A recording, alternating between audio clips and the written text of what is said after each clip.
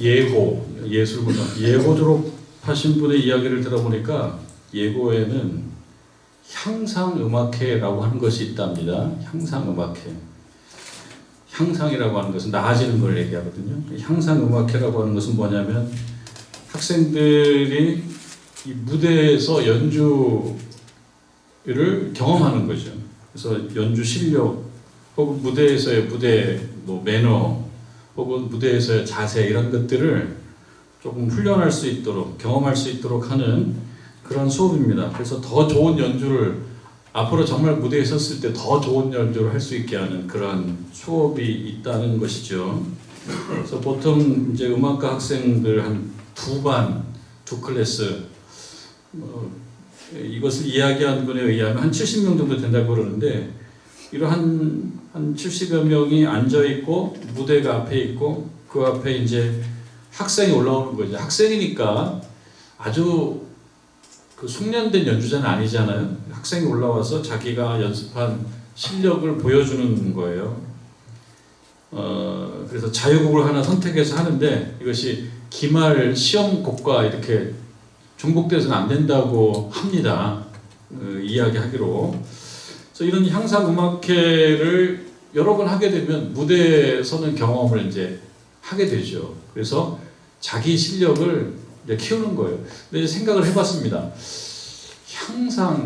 실력을 향상시킬 때 내가 나를 잘 판정할 수가 있을까요? 여러분 어떻습니까? 내가 나를 잘 판정할 수 있겠습니까? 판정을 못하는 거 아닙니다. 내 실력이 좀 올라왔구나라고 하는 것을 자기가 이렇게 좀 생각하지 못할 건 아닌 것 같아요. 내가 실력이 좀 올라왔구나를 볼 수 있을 것 같은데 그러나 학생들이 볼 때 그리고 선생님이 볼 때 특히 수업이라 그러면 선생님이 볼 때 점수를 매길 수가 있을 겁니다. 잘했어. 그리고 이제 연주회를 마치고 쉬는 시간이나 그러면 이제 친구들끼리 야, 너 이번에 실력 되게 좋아졌더라 라고 하는 그런 피드백 그런 반응을 통해서 자기 실력이 좀 올라왔다라고 하는 것을 느낄 수가 있겠고요. 이러한 약간 객관화된 실력 이것을 확인하는 것은 중요하겠다라고 생각해요. 내가 내 실력이 올라왔다라고 느낄 수 있는 그것도 향상이라고 생각하지만 그런 약간 자기 실력을 객관화시켜서 선생님이 볼 때 또는 동료들이 볼 때 실력이 올라왔어 라고 평가를 받는 것이 조금 더 우선적인 목표가 아닐까 그런 생각을 해보게 됩니다. 청교도 혁명으로 영국 군주제를 폐한 영국 정치가이고 또 군인이었던 크롬웰이라고 하는 분은 이런 얘기를 했다고 해요. 향상이란 말을 그대로 씁니다. 영어 표현으로 얘기하자 그러면은 being better 이렇게 영어 표현이 원래 라틴어랍니다. 원래 라틴어인데 영어로 옮겼을 때 표현은 being better 더 좋아지는 것. 향상하는 것을 중지한 자는 stop한 자는 향상하는 자를 중지한 자는 무익한 자가 된다. 이런 얘기를 했다고 그래요. 그 사람이 살아가면서 이렇게 나아지는 것, 조금 좋아지는 것이 멈추지 말고 계속 가야 되고 어느 시점에 더 이상 좋아지는 것이 없다. 여기서 좋아진다라고 하는 것을 운동 능력으로 본다 그러면은 운동 능력은 세월 가면서 좀 떨어집니다. 운동 능력은. 저도 이미 그렇고 우리 장로님, 권사님들께서도 마찬가지일 것입니다. 당연히 운동 능력은 떨어집니다. 그렇게 봤을 때 그러면 향상이 안 되는 것이냐? 향상은 계속 되는 거죠. 그러니까 운동 능력만을 갖고 얘기하는 건 아니고요.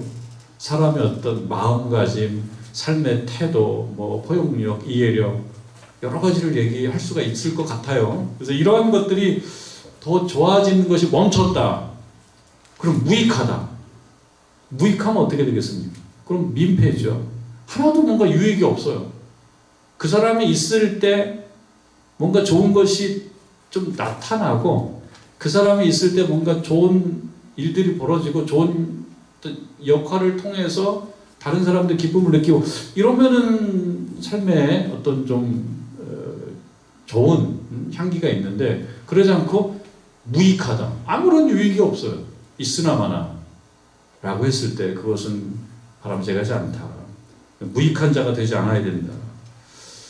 우리들에게도 때때로 향상음악회, 음악회는 아니죠. 그러니까 향상 발표회 같은 게 우리도 때때로 있어야 되겠다 생각을 해봅니다. 여러분들 스스로 향상음악회를 하셔야 돼요. 근데 사실은 수요기도회 때 이런 생각을 해봤습니다. 제가 스쳐 지나간 생각인데 이렇게 하자 그러면 아무도 안 하시겠습니다만, 한 가지 교훈 발표회 이런 거 만들어서 하면은 괜찮겠다는 생각이 들어요. 수요기도회 때 저는 조금 앉아있고 우리 성도님이 순서에 따라서 한 가지 교훈 발표회, 그 한 주간 살아가면서 한 달을 살아가면서 내가 하나님이 주신 하나님의 은혜가 있다고 했을 때 그것을 뭐 5분 정도 정리해가지고 발표하는 것도 좋겠다. 굉장히 부담스러울 거예요. 근데 나와서 해보면은 또 힘들기도 하고 또 보람있기도 하고 떨리기도 하고 그렇거든요. 요즘에 발표회죠. 그러면 내가 내 실력이 그렇게 좋은 것이 아니었구나를 생각해 볼 수도 있고, 또 내 실력 발휘를 통해서 다른 사람들이 은혜를 받는 걸 보면 내 신앙의 실력이 좀 올라왔구나라고 생각이 들 수도 있겠다. 한 가지 교훈, 스쳐 지나가는 생각이었어요. 한 가지 교훈 발표회 좋을 것 같은 생각이 듭니다. 한번 잘 다듬어서 해보면 어떨까 하는 생각도 드는데, 여러분 어쨌든 발표회 또는 향상음악회를 나름대로 삶 가운데 조금씩을 해봐야 된다. 그럼 뭘 향상시킬 것이냐를 생각해 봤을 때 여러분들이 하고 있는 것들을 생각해야죠. 여러분들이 하고 있는 것들이 어떤 것인지를 생각해 봐야죠. 저 같은 경우라면 이 목회자, 목사의 직분 중요하죠. 목사의 직분을 감당함에 있어서 향상돼야 되는데 라고 하는 문제의식으로부터 향상 발표회를, 사실은 이 설교단 올라올 때마다 향상 발표회예요. 늘 두려움과 떨림이고요. 힘들기도 하고 어렵기도 합니다. 그러면서 또 해보는 겁니다. 하나님께서 은혜 주셔서 잘 하기를 기대하면서. 여러분들께서 하시는 일, 설교자는 아닙니다만 여러분들이 하시는 일들도 있단 말이에요. 그걸 한번 생각해 봐야 됩니다. 나는 뭘 하는 사람인가. 매주일 우리 시온찬양대 찬양하지 않아요? 매주일 찬양하는데 전 찬양의 은혜를 많이 받습니다. 시온 찬양대원들이 인원이 많지 않은데도 참 열심히 연습해서 화성도 잘 마치고 그럴 때 은혜를 받습니다. 그 시온 찬양대원들이라면 음악적인 실력도 향상이 되면 참 좋지 않겠습니까? 뭐 은혜 받는 거는 외적인 실력과 별개야 라고 생각해서 막 부르는 거, 막 부른다는 것 자체가 벌써 정성이 부족한 거기 때문에.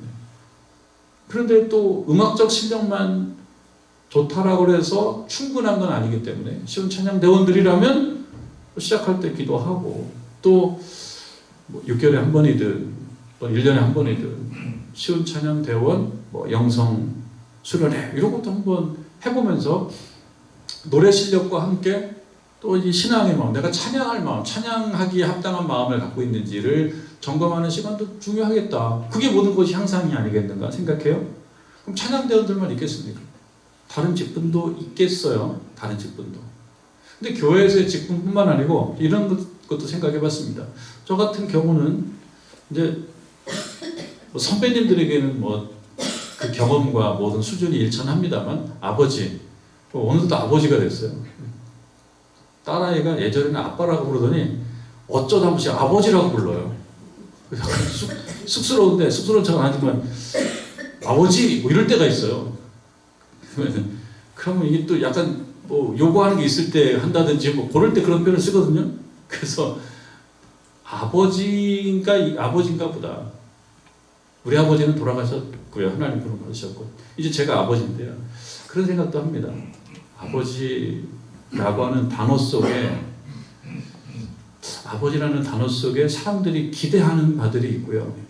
수많은 아버지들이 아버지로 살아가면서 아버지는 이래야 된다라고 생각하는 그 엑기스들이 있어요. 그거를 조금은 알죠.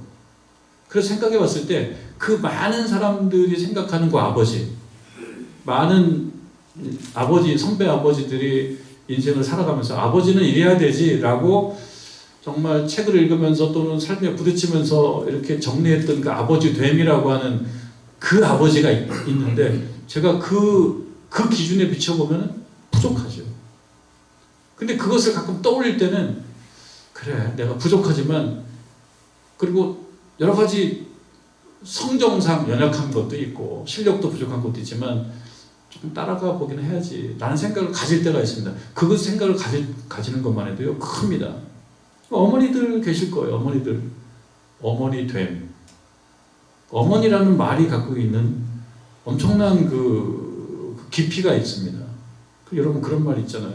가장 아름다운 단어 어머니라는 단어라는 거예요. 영어권, 한국어권 마찬가지고요. 가장 아름다운 단어 어머니. 근데 그 어머니, 나도 어머니다라고 했을 때 그럼 나는 정말 아름다운 존재인가? 꼭 그렇지는 않습니다. 이 어머니는 수많은 사람들이 시행착오를 경험하면서 배운 그런 어떤 교훈들을 총망라한 이미지예요. 아이디어예요. 아이디어란 이상적인 어떤 이상형이에요. 아이디얼 타입. 이상형. 꼭 맞지는 않습니다. 그럼 그 스스로 생각해 봐야죠. 나도 어머니인데. 그러면 그러한 수많은 어머니들이 또 수없는 시행착오를 거쳐가면서 어머니는 이래야 된다라고 하는 어떤 뭔가를 이렇게 축적해서 만든 것이 있다 그러면 내가 거기에 견주어보고 부족하다 그러면 그 어머니 됨 속으로 들어가야지. 그냥 어머니라고 해서 다 똑같은 어머니는 아닐 거란 말이죠. 또는 자녀일 경우 자녀는 다 그냥 철없는 자녀이기만 한 것은 아니라고요. 어느 시점이 되면 부모님을 보호해주는 보호자로서의 자녀로 살아가기도 하거든요. 좋은 자녀로서 나는 어느 정도인가라고 생각해 봤을 때 나는 좋은 자녀인가? 그러면 한번 무대에 한번 올라서 봐야죠. 사람들이 그대는 참 좋은 자녀야 라고 피드백을 나에게 주는지 한번 생각을 해봐야 되겠습니다. 그래서 자녀이기도 할 것입니다. 생각해 보는 거고요. 그 다음에 친구도 참 아름다운 단어 아닙니까? 친구라는 단어. 좋은 친구가 있는 사람은 참 복된 건데 그럼 나는 누구에게 좋은 친구이냐? 혹은 교회에서 좋은 동료. 우리 교인들에게 여러분들 다 동료거든요. 근데 우리 여러 교우들이 생각할 때 나는 저 성도님 때문에 참 위로가 돼. 나는 저분 때문에 참 위로가 되고 저분 때문에 그래도 힘을 얻어 라고 하는 그 어떤 좋은 것을 그에게 주는 분들인가? 이것이 참 좋은 건데 그러한 수준에 나는 어느 정도 근접해 있는가? 혹은 원하기라도 하는가? 나는 그러한 좋은 동료, 좋은 교인이기를 원하기라도 하는가라고 하는 자기 질문을 한번 해보고 그 점에 있어서 한번 무대에 올라가 보는 거예요. 무대에 올라와 있다는 것은 많은 교우들의 피드백을 한번 받아볼 필요가 있어요. 왜냐하면 사람들 의식하지 않아. 그것도 뭐 맞는 틀린 말은 아닙니다. 난 사람들 평가 의식하지 않아. 좀 결이 다른 말이죠. 사람들 평가, 남의 인생 살지 않아야 된다라고 하는 것은 이해가 됩니다. 그러나 우리가 살아가면서 어떤 사람에게 유익하고 어떤 사람에게 위로가 되고 어떤 사람에게 힘을 주고 용기가 되는 것은 뭐 사람 의식하면서 사는 거하고 또 종류가 다른 얘기예요. 그러니까 이러한 거에 비춰봤을 때 나는 어느 정도 향상되어 있는가. 이 말의 종국적인 가장 결론적인 이 적용은 뭐냐면요. 신자라고 하는 것이다. 신자. 저도 신자 그러면 신자거든요.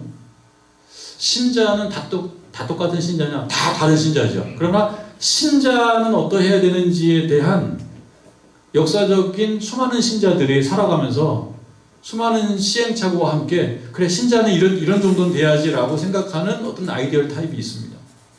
거기에 나와 견주어 봤을 때 비춰봤을 때 나의 신자됨은 어느 정도 올라와 있는가를 무대에 올라서서 한번 평가를 받아볼 필요가 있다 이거죠.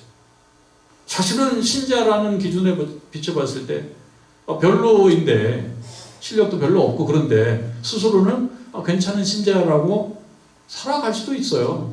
왜냐 늘 자기 객관화를 안 해보고 살아가면 그렇습니다. 자기 객관화를 아예 싫어하는 분들도 있습니다. 근데 또 예민한 분들도 있고요. 그러나 향상음악회를 한번 해보시는 거죠. 내가 신자로서 무대에 올라가서 신자됨을 발표했을 때 여러 사람들에게 참 좋은 신자시군요 라고 하는 이야기. 보다 중요하게는 선생님이신 우리 하나님께서 보시기에 너 그 정도쯤은 많이 발전했네 라고 이야기 듣는 신자가 되면 참 좋겠다. 그래서 우리가 어느 정도 신자로서 이렇게 향상되어 있는지, 아니면은 크로멜이 얘기했던 것처럼 무익한 이 향상됨이 멈춘, 향상을 조금 우리 쉬운 말로 얘기하면 발전 혹은 진보 이렇게 발전이 멈춘, 더 이상은 좋아지지가 않아요. 더 이상은 좋아지지 않는 그러한 신자, 그래서 무익해요. 무익하다는 건 좀 불행한 일 아니겠습니까? 나를 통해서 뭔가 유익한 결과가 좀 나와야지. 그냥 무익하다. 그거 참 슬픈 일이죠. 히브리서에 선생님이라고 얘기할 수도 있고 설교자라고 얘기할 수 있는 이 히브리서 화자가 있어요. 쉽게 얘기하면 히브리서 교회의 설교자입니다.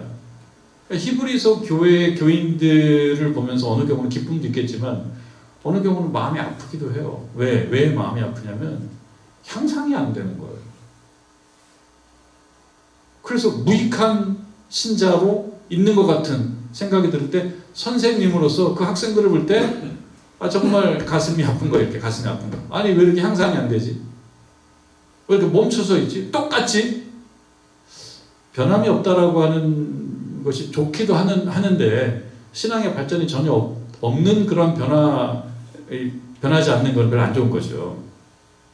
변하지 않는 사람은 없습니다. 변하지 않는 사람은 없어요. 아마 갑작스럽게 추워졌어. 오늘 새벽에 춥더라고요. 막 새벽에 비바람이 불었어요. 그래서 나오면서 외투를 안 입고 나온 거에 대해서 후회를 했습니다. 그래서 저녁에는 외투를 입고 왔습니다. 춥더라고요. 추워요. 갑작스럽게 추워졌거든요.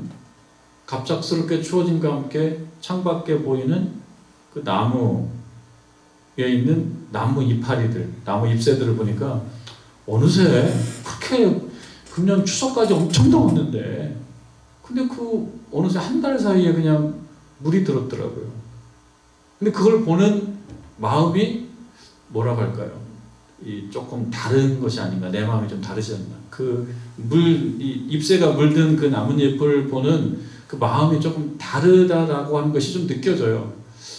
작년과 그 사람이 변했기 때문이죠. 몸도 변하고 마음도 변하고. 여러분들 마찬가지입니다. 여러분들도 몸도 변하고 마음도 변합니다. 근데 변하면서 조금 깊어지는 쪽, 어떤 읽는 쪽으로 변하면 참 좋겠고, 그렇지 않고 변하긴 변하는데 뭔가 좀 실력이 자꾸 떨어지는 쪽으로 변하는 것은 좀 유감스러운 건데, 그런 유감스러움을 이 히브리서의 설교자, 히브리서의 선생님은 그 학생들을 통해서 좀 느끼고 있다는 말이죠. 그렇습니다. 그래서 그렇게 얘기하는 겁니다. 이제는 초보에서 좀 벗어나야 될 때가 되지 않았어? 다시 초보로 들어갈 거야? 라고 하는, 초보라고 하는 그런 면들인 거예요. 여러분 6장 1절, 오늘은 사실 석절밖에 읽지 않았습니까? 6장 1절 2절에 거의 나오는데 6장 1절 한번 같이 한 목소리로 읽어보겠습니다. 시작! 그러므로 우리가 그리스도의 도의 초보를 버리고 죽은 행실을 회개함과 하나님께 대한 신앙과, 그러므로 우리가 그리스도의 도의, 일하고 아래 보면 말씀, 그러므로 우리가 그리스도의 말씀의 초보를 버리자, 그렇게 얘기를 하고 있습니다. 그거는 초보이니까. 그런데 학원비도 굉장히 많이 준 거고 그동안 시간도 많이 들여서 왔다 갔다 많이 했어요. 그런데 무대에 올라가서 발표하는데 너무 발전이 없는 거예요. 선생님 입장에서는 조금 아니다 싶은 거죠. 주부가 돼가지고 세월이 가면 된장찌개 맛이 좀 맛있어져야 되는데 처음에 끓였던 그런 아주 색깔만 된장인 무미한 그런 된장이면 안 되잖아요. 좀 세월이 가면서 된장찌개 맛도 좀 좋아져야 되잖아요. 그런데 먹어보니까 이거 3년 전, 5년 전에 먹었던 그 약간 충격이 다시 먹으면서, 아니 이거는 색깔만 된장국이고 맛은 물이네. 이럴 수가 있죠. 이럴 수가 있고. 소금도 모르고 무슨 파도 모르고 그냥 이렇게 하면 안 된단 말이에요. 그런데 보니까 계속 초보인 거예요. 계속 초보. 그것을 지적하고 있습니다. 초보를 좀 버리고 이제는 어느 정도 궤도에 올라와 있어야 되지 않아? 라고 얘기합니다. 신앙의 실력에 대해서 좀 걱정이 있는 겁니다. 우리들을 향해서 주는 말씀이라고 받아야 되겠죠. 우리들 생각할 때 아니 그렇게 세월이 갔는데 다른 실력은 늘어나. 근데 하나님께서는 우리가 다른 실력 늘어나는 거에 대해서는 뭐 그렇게 평가하시진 않는 것 같아요. 뭐 영어를 잘하고 수학을 잘하고 그건 사회에서는 평가하지만 하나님께서 영어를 잘하고 수학을 잘하는 것 갖고 평가하지는 않습니다. 그럼 뭘 갖고 평가하느냐? 신앙생활을 평가하는 거죠. 무슨 스포츠 축구대회에 나갔는데 축구 골을 많이 넣고 하나님께서는 축구 골을 많이 넣고 안 골을 많이 안 넣고 손흥민이나 저나 똑같아요. 그 입장에서 오탄이나 저나 똑같아요. 야구나 축구로 평가받고 뭐 누구는 넣고 안 넣고 생각하지 않습니다. 하나님께서 판단하시는 것은 있습니다. 신앙생활 속에 들어가 있는 어떤 항목들이 여러 가지가 있겠죠. 작은 항목들.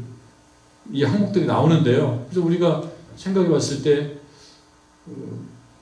어렵지 않게 한번 떠올릴 수 있는 말은 믿음과 소망과 사랑 이 세 가지는 항상 있을 터인데 그렇게 얘기하지 않습니까? 그러니까 우리들에게 항상 있어야 되는 거 믿음과 소망과 사랑이라고 하는 그 과목에 있어서는 실력을 평가한다는 거죠. 그래서 실력이 없으면 아유 초보 아니니 언제까지 초보할 건데 이렇게 이야기할 것이란 말이죠. 그거에 대해서 그 믿음의 어떤 그리스도의 말씀의 초보를 버리라. 그리고 이렇게 좀 수준 올라와라 라고 얘기하면서 이 초보 어떤 과목들이냐 이 과목이 나와요. 지금 이제 1절 2절에 보면 과목. 이 과목을 봤을 때 이 과목에서의 어떤 이해도 숙련도 이 과목에 대한 어떤 무대 매너 이 과목에 대한 무대 발표 실력 이것이 올라오지 못했다. 그럼 어떤 것들이냐 이렇게 좀 살펴보면은 아주 깊게 자세하게 볼 것까지는 아니겠습니다만 몇 가지 과목이 있습니다. 우리가 그리스도의 도의 초보를 버리자. 그 다음에 과목이 나와요. 죽은 행실을 회개함. 죽은 행실. 행실이라고 하는 거예요. 그러니까 행동이라고 볼 수 있겠습니다. 그런데 그 행동이 죽은 행실이다. 그러니까 행실은 행실인데 뭔가 좀 좋지 않은 걸 얘기하고. 그러니까 우리가 살아가면서 행실도 죽은 행실이 있고 산 행실이 있고 좋은 행실이 있고 나쁜 행실이 있고 이라고 봤을 때 여기서 좋은 행실을 가야 돼. 나쁜 행실이 많고 죽은 행실이 많은데 이런 것들을 어떻게 된다는 겁니까? 회개하는 거죠. 근데 이 죽은 행실을 회개하는 실력이 너무 올라와 있잖아요. 잘못을 해놓고도 절대 회개하지 않고 깨닫지도 않고 인정하지도 않고 당당하고 잘못해놓고 당당하게 더 약을 놓지 않습니까? 제가 아까 이 뚜껑을 깼잖아요. 그 얼마나 미안해요. 그러니까 여러분들이 참 좋아하시더라고요. 제가 이걸 가지고 이거 깬 게 뭐가 문제가 있어요? 이렇게 얘기하면은 아니 저분이 왜 그러시? 저 뚜껑을 깼으니까 제가 회개를 했지 않습니까? 앞으로 이제 몇 년간 안 깰 겁니다. 지금 한 5년 만에 깼거든요. 깼습니다. 그러니까 여러분 우리가 살아가면서 이렇게 범하게 되는 죽은 행실로 이야기되는 어찌 보면 자비로움이 없는 거, 긍휼함이 없는 거 이런 것들이 있어요. 이해심도 없고 포용력도 없는 이런 행실, 그래서 그 결과가 죽음 쪽으로 가는 이런 행실에 대해서는 어떤 우리에게 기회가 주어지면 회개의 기회가 주어지는데 회개를 안 해. 뭐가 문제가 있어요? 이렇게 얘기한단 말이죠. 내가 나 사는데 뭐가 문제야? 라고 얘기하는. 며칠 전에 목사님들 저녁에 만났는데 그 조금 골목에서 제 차는 아니고 다른 목사님 차가 잠깐 거기에 머리가 좀 나왔다고 그랬는데 그거 3초를 못 기다리고 어떤 분이 막 빵빵거리는데 너무 좀 불쾌하더라고요. 그래서 저는 젊은 사람인 줄 알았어요. 젊은 애하고 괜히 이렇게 옥신각신 하면은 그냥 피해만 머리가 그냥 이렇게 넘어가게 있는 분들이 그렇게 생각했는데 가만히 창이 내린 걸 보니까 저보다는 나이가 많겠어요. 저보다는 나이가 많은 것 같은 분인데 3초를 못 기다리더라고요. 3초를. 물론 그냥 충돌 없이 그냥 보내드렸는데 보내드리고 나서 뒤에서 다들 후회했어요. 한마디 해줬구나. 그 3초를 못 기다리나. 행실도 좀 좋은 행실이 있고 안 좋은 행실. 이해심 있는 행실이 있고 이해심이 없는 행실이 있고 포용력이 있는 행실이 있고 포용력이 전혀 없는 남에 대한 이해가 있는 행실이 있고 남에 대해서 전혀 이해하지 않는 그런 것들에서 회개하는 게 필요한데 회개를 너무 안 하니까 낙제예요. 낙제. 초보예요. 그 점에 있어서. 그래서 회개라고 하는 것을 히브리어로는 슈보, 돌아옴이라고 얘기하지만 우리가 좀 쉽게 얘기하자면 하나님 그리고 주변 사람들 그리고 내 인생 나에 대해서 새로운 태도를 좀 갖게 되는 것이다. 새로운 태도를 내가 신앙생활을 하면서 배우게 되는 것들로 하나님을 다시 생각하고 사람을 생각하고 나 자신을 생각하고 인생을 생각하는 것 실력이 좀 늘어나야 되는 거죠. 우리가 주일날도 말씀 듣고 또 수요일날도 말씀 들으면서 하나님에 대한 어떤 나의 태도 또 사람에 대한 태도 나 자신에 대한 태도 그 인생에 대한 태도 이 태도가 조금씩 좋아지는 거예요. 그게 전혀 발전이 없다 라고 하는 거에 대한 아쉬움이기도 하다는 말씀인 거죠. 그 다음에 보면 하나님의 죽은 행실을 회개함과 하나님에 대한 신앙 하나님에 대한 신앙이라는 과목도 있는 것입니다. 신앙이 하나님에 대한 신앙이라고 얘기한 것은 하나님에 대한 신앙이 아닌 다른 종류의 신앙도 있습니다. 자기가 생각, 또 사람들에 대한 인정만 받으려고. 그러니까 하나님에 대한 신앙이라고 하는 것은 하나님의 인정받는 거죠. 하나님의 허락을 받는 거고 하나님의 승인을 받는 건데요. 이것이 점차 떨어진다.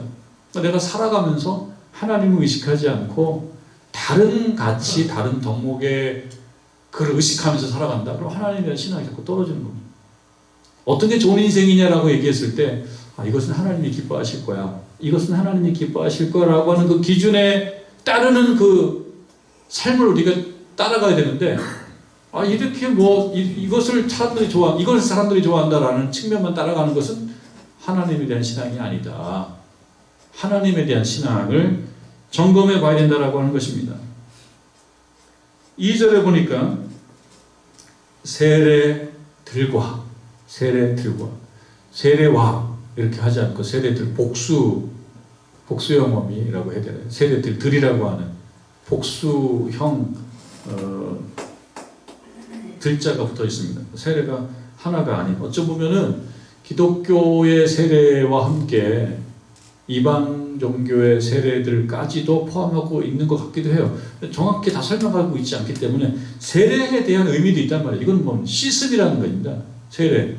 죄를 씻는 거 아니겠습니까? 새로워지는 거예요. 세례. 물속에 들어갔다. 옛날에는 침례를 했다 그래요. 침례. 몸이 물에 들어갔다 나오면. 죄를 씻음받았다는 상징인데요.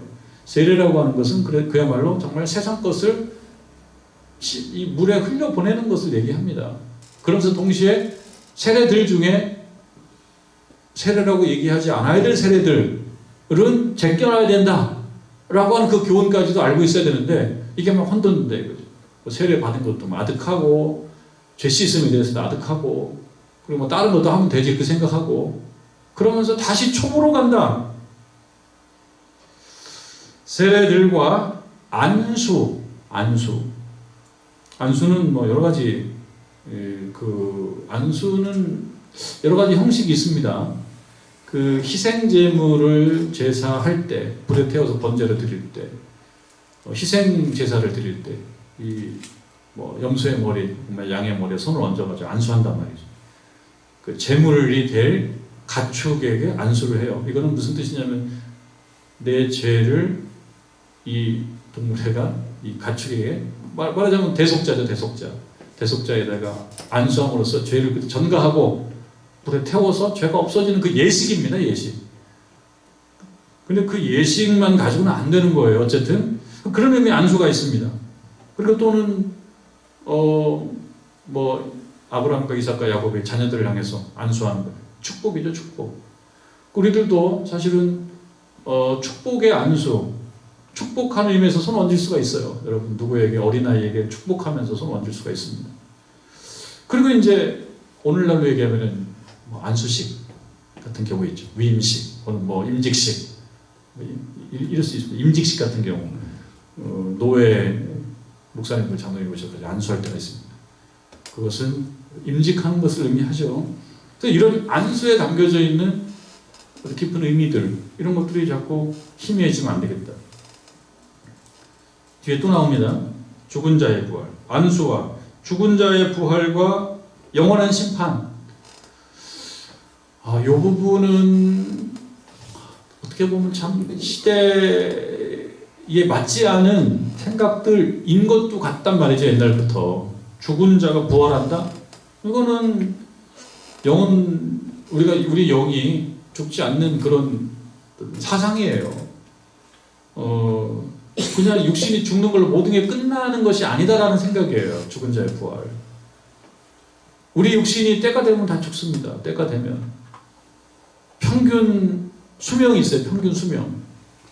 평균 수명에서 조금 더 가고 조금 덜 가고의 차이지 대체로 사람들은 평균 수명 근처에서 다 세상을 떠난다. 육신의 삶은 끝나는 거예요.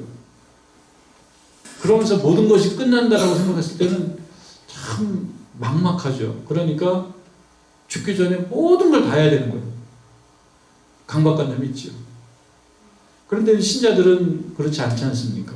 신자들은 본향이라고 하는 개념, 고향, 본향 이 개념이 있어요. 그래서 우리가 육신의 삶은 끝나도 하나님의 나라라고 이야기하는 그 우리가 동경하고 또 소망하는 그곳으로 우리가 간다라는 소망을 갖고 있단 말이죠. 이 소망, 이 부활, 그리고 그 마지막 그 시점에서는 누구나 다 내가 이 땅에 살아가면서 살았던 그 삶에 대한 평가를 받는다. 누구로부터? 하나님으로부터. 그게 이제 뭡니까? 부활과 영원한 심판, 판정을 받는 거죠. 이런 거에 대한 어떻게 보면 신학, 또 교리 교육 이런 것들이 이 신자들에게 있었는데 세월이 가다 보니까 다 맹숭맹숭해졌어요. 별로 뭐 와닿지가 않고 그냥 막연한 어떤 생각들이고 그냥 붕 뜬 이야기들이고 와닿지가 않는 거예요. 심판이라고 생각할 때 하루를 우리가 두려움과 떨림으로 또 거룩하게 살아가는데 그런 게 없으면 양심의 가책도 없고 그냥 뭐 좋은 게 좋은 건지 정말 그렇게만 살아간단 말이죠. 그러니까 신앙적으로 이 선생님이 봤을 때는 자꾸 초보로 가면 그건 초보야.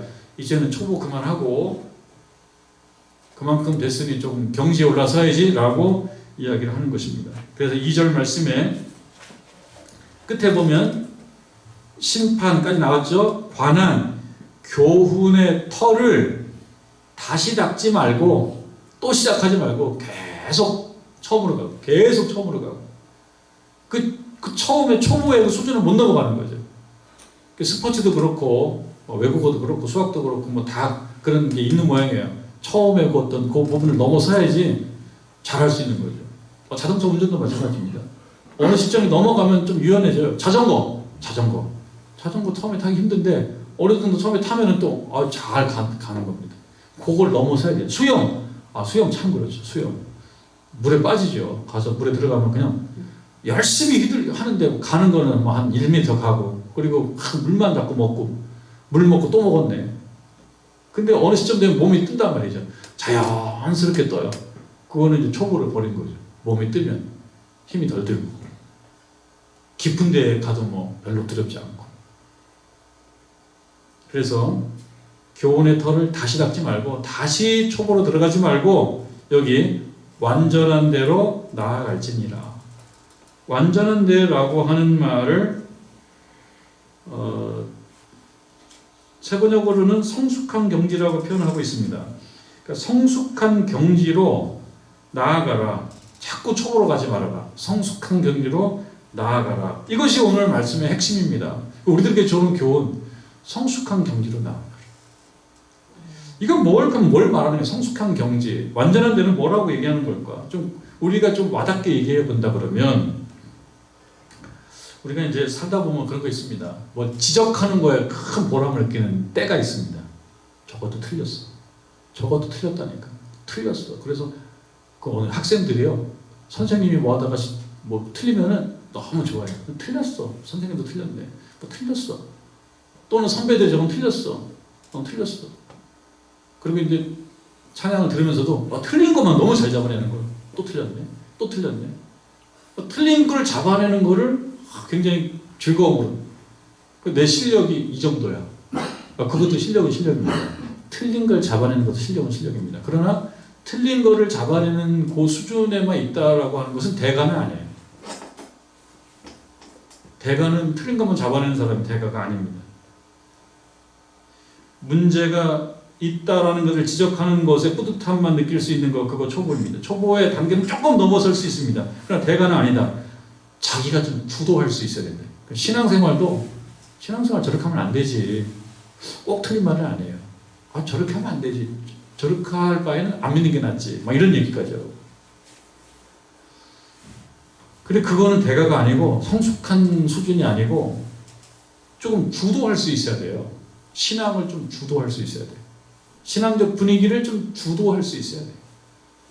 구역장님들 계신데 좋은 구역장님. 구역의 신앙적 분위기를 주도할 수 있어야 돼요. 저분이 저렇게 하면 안 되는데 저분은 저렇게 하면 안 되는데 라고 하는 것도 꼭 틀린 건 아니에요. 그것도 판단하는 거니까. 근데 그 수준에 머물러 있으면 정말 안 돼요. 저분이 저렇게 하면 안 되는데 저분이 저렇게 하면 안 되는데 그게 아니라 왜 저렇게 하는지를 가봐야 되는 거예요. 주도해줘야 돼요. 그래야지 성숙한 거지. 그걸 주도해가지고 약간 좀 풀어줘야 되는 거지. 저건 아닌데 저건 아닌데 그건 항상 구경꾼입니다. 교회에서 자치단체 회장하신 분들은 경험적으로 하신 말씀이에요. 회장 참 어렵다고. 회원일 때는 그게 좀 덜 어려워요. 회원일 때는 회장님이 저렇게 하면 안 되지. 쉽게 나와요. 회장님이 저러면 안 되는데. 근데 내가 회장이 되보면은 그게 또 쉽지가 않아요. 이걸 조율하기가 어려워요. 조율하기가. 다 의견들이 다르고. 그런데 그걸 또 무난하게 잘 하면은 훌륭한 거예요. 성숙한 거예요. 성숙한 거. 구역장님을 잘하는 거, 회장을 잘하는 거 성숙한 겁니다. 쉽지 않습니다. 회의할 때 회의 진행하는 것도 앉아 있으면은 그냥 그런 것 같잖아요. 근데 회의 진행도 해보면은 그 쉽지가 않아요. 회의 진행. 그러니까 내가 누가 하는 걸 평가할 때는 별거 아닌데 실제로 회의 진행을 해보면은 왜 회의가 어렵냐면 어제도 사실 월요일부터 화요일까지 저 부산에 있는 양정교회에서 노회가 있었거든요. 월요일 날 가서 어제 밤 한 9시 반쯤 들어왔는데요. 그 노회도 한 300명 정도 모여서 이제 회의를 한단 말이에요. 한 300명 정도 모인 것 같습니다. 이번에 300명 좀 더 모인 것 같습니다. 회의를 하는데 잘 가다가 갑자기 누가 손을 들고 얘기합니다. 근데 조금 그 예상치 못한 주제를 갖고 얘기할 때 그 회장이 잘 하시는 분인데 당황해요. 그러면은 회원들은 다 그 상황을 보고 있습니다. 저 회장님 어떻게 이 상황을 잘 이어가나, 잘 넘어가시나. 그게 쉽지가 않습니다. 그 직책을 감당하는 데 있어서 연습도 많이 해야 되고 공부도 많이 해야 되고 그런데 누가 볼 때는 뭐 그냥 하는가 보다 라기였는데 그 자리에 서보면 그게 쉽지가 않습니다.